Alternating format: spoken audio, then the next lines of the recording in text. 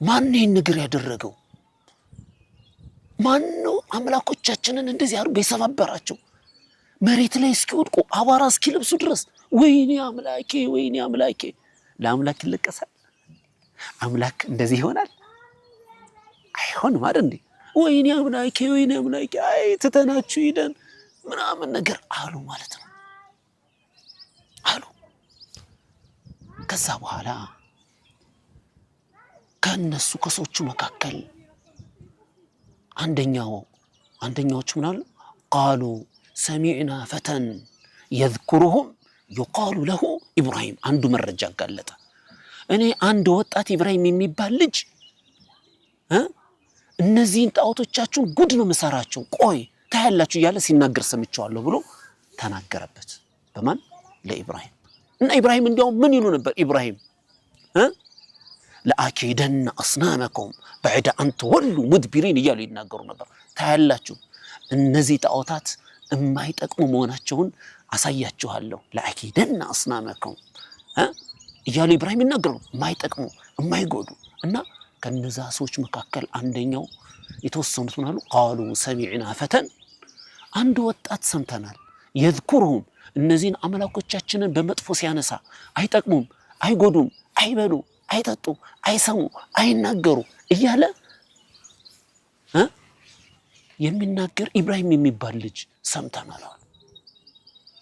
ኢብራሂም ያላችሁ አሉ እንደዛው መሪዎቹ ማለት ነው። የሰዎቹ መሪ ያለ አይደል? መኳንንቱ ነው የሚባሉ ታላላቅ የሀገሩ የህዝቡ መሪ ያለ አይደል? ወጣቱ ኢብራሂም ያላችሁ? አዎ። ምን አሉ?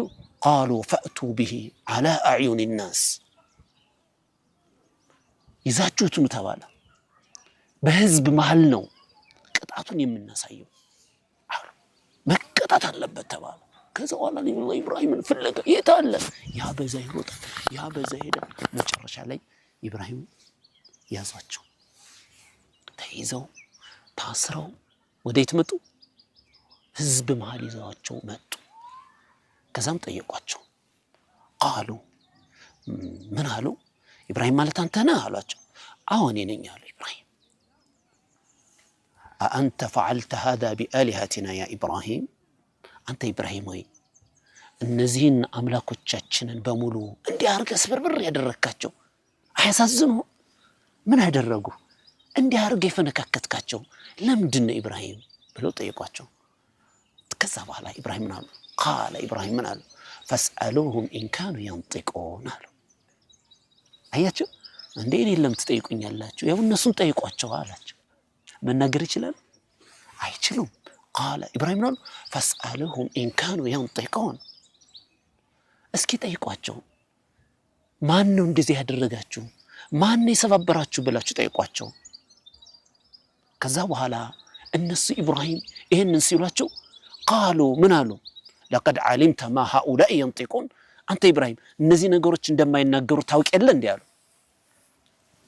አያችሁ መልሳቸው ምን አሉ? እነዚህ ነገሮች እኮ አይናገሩም፣ አንተም ታውቃለህ፣ እንዴት መልስ ሊሰጡን ይችላሉ? እንዲያውም ኢብራሂም ምን አሏቸው? ቃለ ኢብራሂም ምን አሉ? እነሱ ካልመለሱላችሁ ማን እንደሰባበራቸው እኔ ልንገራችሁ አሏቸው። ምን ብለው? ቃለ ኢብራሂም ምን አሉ? በል ፈዐለሁ ከቢሩሁም፣ ታላቅየው ነው ይሄ ነው ምን ያደረገው እንደዚህ አድርጎ የሰባበራቸው። ቅድም ያየነው የለም እሱ ነው። እሱ ጋር አላስቀመጡለትም? ለብላታቸው ነው አይደል? ሰዎች ምን ጥያቄ እንዲያነሱ ነው፣ ጥያቄ እንዲያነሱ እንዲረዱ፣ ከተረዱ በኋላ ደግሞ ወደ ሐቅ እንዲመጡ፣ ወደ እስልምናው እንዲመጡ። ቃለ በል ፈዐለሁ ከቢሩሁም ፈስአሉሁም ኢንካኑ የንጢቁን፣ ይሄ ነው የሰባበራቸው፣ ጠይቋቸው ከፈለጋቸው አሉ። ከዛ በኋላ እነሱ ኢብራሂም ጋራ በሐቅ መነጋገር ስለማይችሉ እውነትን መቀበል ስላልፈለጉ ኢብራሂም ያሉትን ነገር አልሰሟቸውም። ስለዚህ ወደ ምን መጡ ማለት ነው? ወደ ቅጣት። ይሄንን ነገር ያረከው አንተ ነህ፣ ይሄን ነገር ለምን ታደርጋለህ? ስለዚህ የእጅን ማግኘት አለብህ ብለው ኢብራሂም ላይ ዛቱባቸው። ከዛ ምን አሉ? በምን እንቅጠው? ለህዝብ መማሪያ መሆን አለበት። ከዚህ በኋላ አምላኮቻችንን አንድ ሰው እንዳይነካ። እንዲያውም ኢብራሂም ምንድነው ያሏቸው? ቃለ አፈተዕቡዱን ማ ላ የንፈዑኩም ሸይአን ወላ የضሩኩም፣ እንዲህ ስብርብር ብለው የሚወድቁ ራሳቸውን መከላከል የማይችሉትን ትገዛላችሁ? ልጅ ስጡን ትላላችሁ? ሀብት ስጡን ትላላችሁ? ከበሽታችን አድኑን ትላላችሁ? አራ አእምሯችሁን አሰሩትኝ። ኡፊን ለኩም ወሊማ ተዕቡዱነ ሚን ዱኒላህ። እኔ ግን እናንተ ምሰሩትንም የምታመልኩትንም ነገር እኔ አልወድም፣ የምጠላው ተግባር ነው። የኔ ጌታዬ አላህ ነው። እባካችሁ አላህን ተገዙ፣ እባካችሁ አላህን ብቻ ተገዙ ወገኖቼ፣ ነገ ጀነትን ታገኛላችሁ ብሎ ኢብራሂም ሲናገሩ እነሱ ግን ሊሰማቸው አልቻሉም። ከዛ በኋላ ምን አሉ? በምን እንቅጣው ሲሉ በቃ ትልቅ ጉድጓድ ይቆፈር።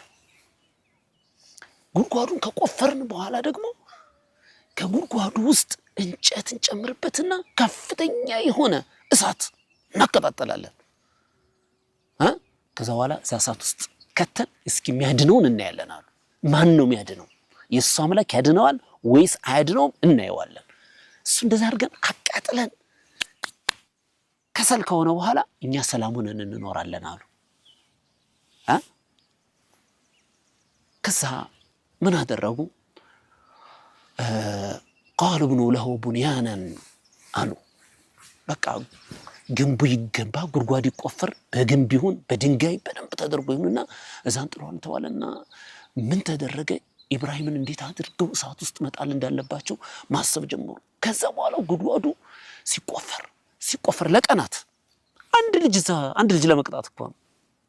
አያችሁ፣ በቀላሉ ተማርገ ይችላል እንዴ? ግን ጉድጓዱ ተቆፈረ። ሁሉም እየመጣ ተሳተፈ።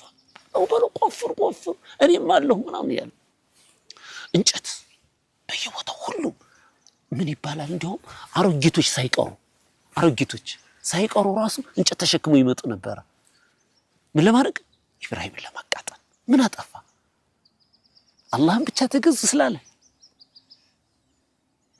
ሴቶች ሁሉ ያረገዙ ሴቶች በሙሉ በሰላም ከወለድን እያሉ ማለት ነው ስለት ያቀርቡ ነበረ። በሰላም እንዲወልዱ እንጨት እየሰበሰቡ ወስደው ለኢብራሂም ማቃጠያ ምን ከዋክብቷ በሰላም እንድትገላግለኝ፣ ፀሐዩ በሰላም እንዲገላግለኝ አምላኮቻችን እያሉ ይሄን ያደርጉ ነበረ። ከዛ በኋላ ምን አደረጉ? እሳቱን ማቀጣጠል ጀመሩ። ይላል እሳቱ በጣም ትኑና ጉድጓዱ ይሄ ከሆነ ለምሳሌ እሳቱ ወደ ላይ ይወጣ ነበር። ልክ እንደዚህ እንደዛፉ እንደምታዩት ማለት ነው። የእሳቱ ላንቃ ማለት ነው። ያለ እሳቱ በጣም ይነዳል። አሁን ማቃጠል ያለብን ሁሉ በጣም የሚገርመው ግን አላህ የፈጠራቸው ብዙ አዕዋፋት እንስሳቶች በሙሉ እሳቱን ለማጥፋት ይሉ ነበር። አንቻት ኢብራሂም እንዳታቃጥይ እያሉ እያሉ ምን ያደርጉ ነበር? አሞራው፣ ቁራው፣ ግልገላንሳው፣ እንስሳቱ ምናምኑ ሁሉም ነገር እሳቱን ለማጥፋት ምን ያደርጉ ነበር? ይረባረቡ ነበር። አንድ ሲቀር አንድ እንስሳ እሱ ግን ምን ያደርግ ነበር? እሳቱን ያጋግመው ነበር። ይል ነበር። ማን ይባላል እሱ? ወዘግ ይባላል። ወዘግ ማለት ጉበና ማለት ነው። ከእንሽላሊት ከፍ ያለ በወንዝ አካባቢ ላይ በወንዝ አለቶች አካባቢ ላይ የሚገኙ ምንድናቸው? በሆዳቸው የሚሳቡ እግርም አላቸው። በሆዳቸው የሚሳቡ ምን ይባላሉ? ወዘግ ወይም ደግሞ ጉበና ይባላል።